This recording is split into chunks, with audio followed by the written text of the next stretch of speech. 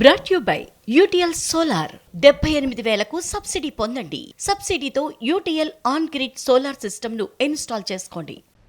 Continental hospital నుండి మోహన్ బాబు discharge అయ్యారు. ఎలాంటి అనారోగ్య సమస్యలు లేవని వైద్యులు నిర్ధారించారు.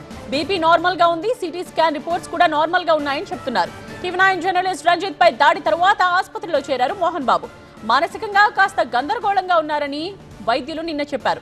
2 రోజుల ఆసుపత్రిలో ఉంచి ఏ సమస్య లేదని డాక్టర్స్ తేల్చారు. దీంతో డిశ్చార్జ్ చేశారు. కాసేపట్లోనే జల్పల్లి నివాసానికి వెళ్లబోతున్నారు మోహన్ బాబు.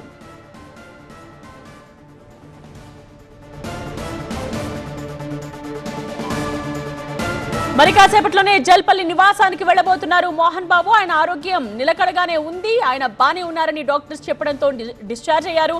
కాంటినెంటల్ హాస్పిటల్ నుండి మోహన్ బాబు డిశ్చార్జ్ అయ్యారు. ఎలాంటి అనారోగ్య సమస్యలు లేవని డాక్టర్స్ నిర్ధారించారు. బీపీ నార్మల్ గానే ఉంది, సిటీ స్కాన్ రిపోర్ట్స్ కూడా అన్ని నార్మల్ గానే ఉన్నాయని చెప్తున్నారు. టీవీ9 జర్నలిస్ట్ రంజిత్ పై దాడి తర్వాత మోహన్ బాబు ఆసుపత్రిలో చేరారు. అయితే మానసికంగా గందరగోళంగా ఉన్నారని నిన్న డాక్టర్స్ చెప్పారు. 2 రోజుల ఆసుపత్రిలో ఉంచి ఏ సమస్య లేదని ప్రస్తుతం వైద్యులు తేల్చారు. కాసేపట్లోనైనా జల్పల్లి నివాసానికి వెళ్లబోతున్నారు. Brought you by UTL solar 78,000కు సబ్సిడీ పొందండి. సబ్సిడీతో UTL on grid solar system ను ఇన్స్టాల్ చేసుకోండి.